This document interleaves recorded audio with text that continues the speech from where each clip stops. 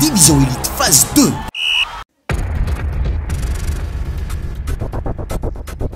Ijery ireo kintany baolina kitra vehivavy malagasy isika Isara avy eo amin'ny Ascam Venitas no ujerentsika voalohany.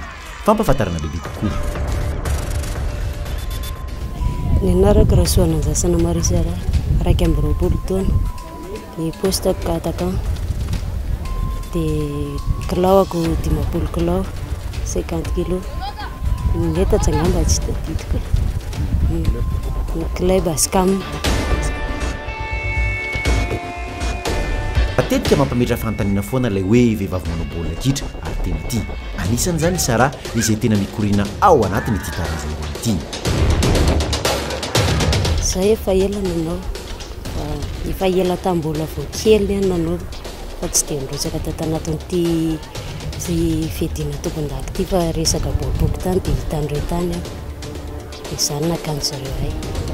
Tsy te hianina amin'ny zava-bity Sara, te hitondra avy ny pirenena izy. Mba ho alaza sy anasoa ny firenena sy ny anina amin'ny baolina. Efa anisan'ny mpilalao sangany eto Madagasikara Isara amin'izao fotoana izao nefa manana fanamby ambonimbony kokoa noho izay. Faniriko zao mba reso mba hisongona rehefa tsy afaka ihany ve lehilahy dia mba tsy ho afaka koa ve tsika. Zaloha miarisa kely. Division Elite phase 2.